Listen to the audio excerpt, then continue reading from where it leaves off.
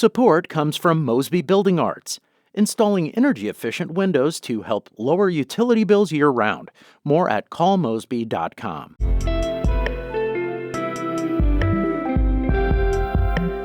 From the St. Louis Public Radio Newsroom, this is The Gateway. It's Monday, June 2nd. I'm Arla Kaziz. Missouri lawmakers are back in Jefferson City for a special legislative session. Governor Mike Kehoe called for the session last week and specified 3 things he wanted done.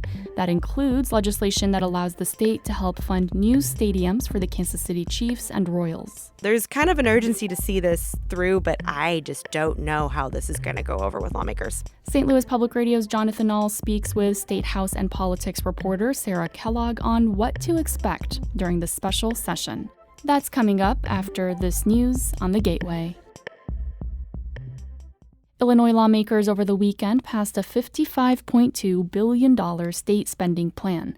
Isabella Nieto has more. The spending bill includes nearly $400 million in cuts, including eliminating health insurance for immigrants without legal status from ages 42 to 64.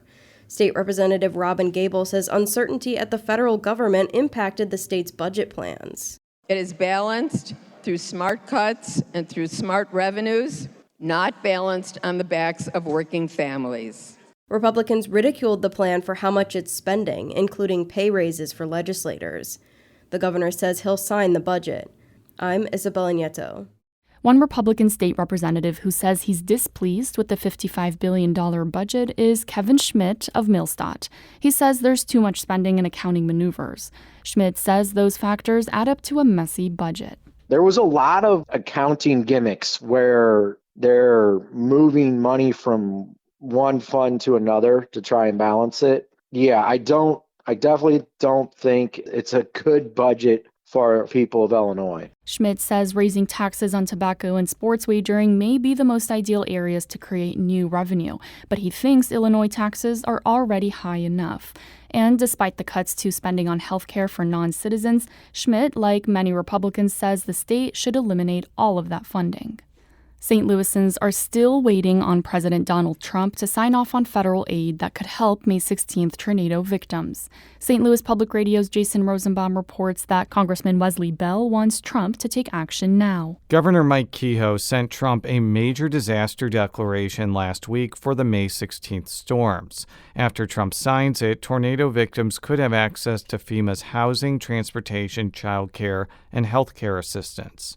But Bell says Trump's decision not to sign Kehoe's request right away means that elected officials and people struggling to recover from the tornado are left in limbo. We are urging the administration to not take its time, but to act immediately. It typically takes between 6 to 8 weeks for a president to sign a major disaster declaration, though there is precedent for swifter action in both Republican and Democratic administrations. I'm Jason Rosenbaum, St. Louis Public Radio. Meanwhile, many St. Louisans affected by last month's tornado that ripped through the city are dealing with trauma.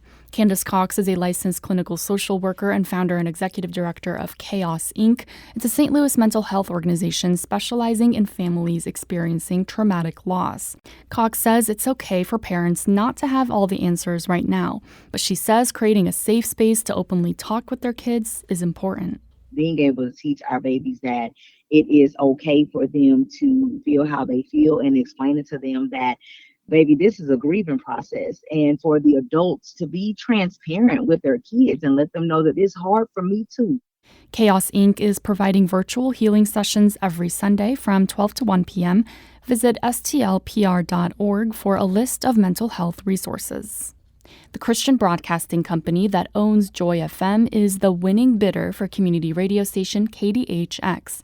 Gateway Creative Broadcasting's successful bid was $8.75 million. That beat out K-Love, another Christian broadcaster, by $250,000. KDHX has faced turmoil for months and had declared bankruptcy in March.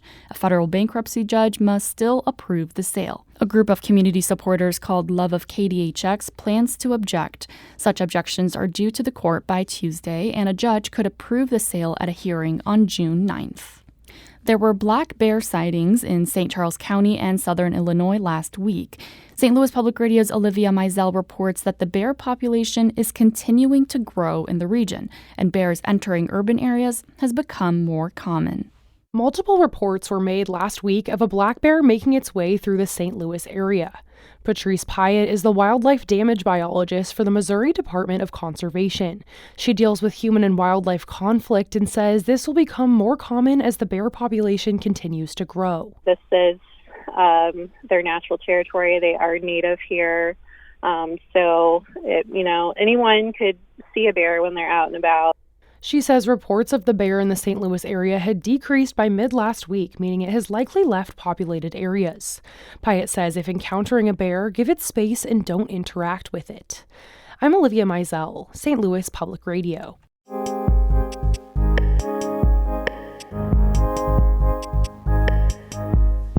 After just 2 weeks off, Missouri lawmakers are back in Jefferson City today for a special legislative session. St. Louis Public Radio's Jonathan Ahl spoke with State House and Politics reporter Sarah Kellogg about the trio of issues the legislature is set to tackle. Sarah, it's been only 2 weeks since the end of the Missouri legislative session. Why are lawmakers back already? So lawmakers are back for a trio of reasons. Governor Mike Kehoe called them into special session last week, and here we are.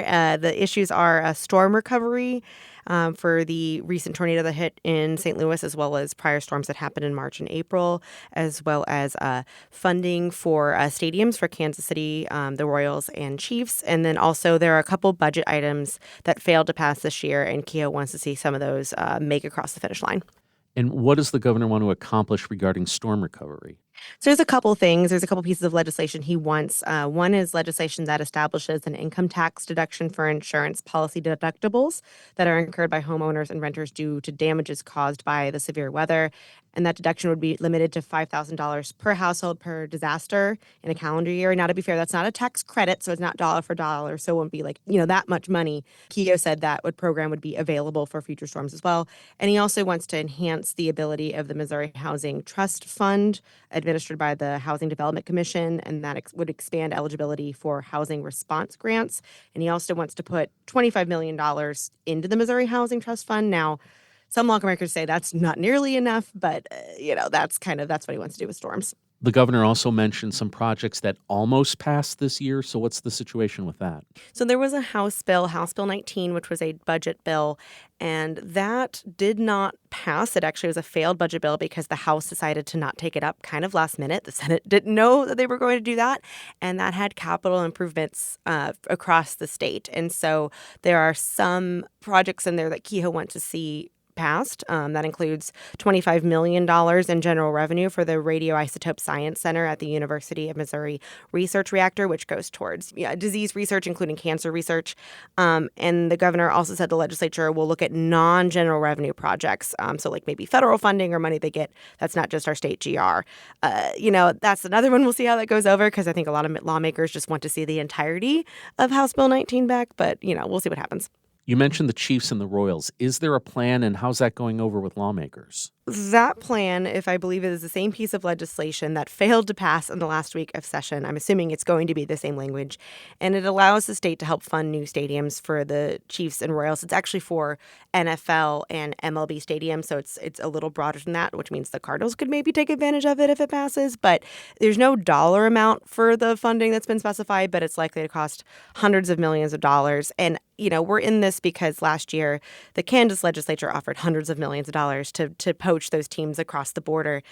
So there's kind of an urgency to see this through, but I just don't know how this is going to go over with lawmakers. Sarah, how do you think this special session is going to go, especially considering that the regular session ended rather contentiously in the Senate? I honestly have no idea how this is going to turn out. I think that the idea that Senate Democrats are just going to forget that Senate Republicans forced a vote on two issues where on basically turning back voter-approved sick leave, as well as putting forward another proposed constitutional amendment that would undo Amendment 3, which pretty much overturned Missouri's abortion ban. So this would re-ban most abortions in the state. I just don't think that's going to go over well. And I think that there's not enough bipartisan support for the stadium bill right now, or even Republican support right now, that I think they can pass that without Democratic input. And I don't know if they're going to be willing to come to the table. So that's on that issue alone. I think it's going to be really contentious. I don't know what's going to get done. St. Louis Public Radio State House and Politics reporter Sarah Kellogg, thank you very much. Thank you.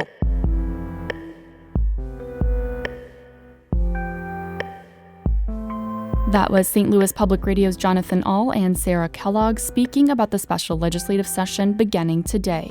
You can read more coverage of the Missouri legislative session by going to stlpr.org. Our Fred Ehrlich edited that report. The Gateway is a production of St. Louis Public Radio, a listener-supported service of the University of Missouri St. Louis. Music is by Ryan McNeely of Adult Fur. I'm Arla Kaziz, and from the St. Louis Public Radio newsroom, this has been The Gateway.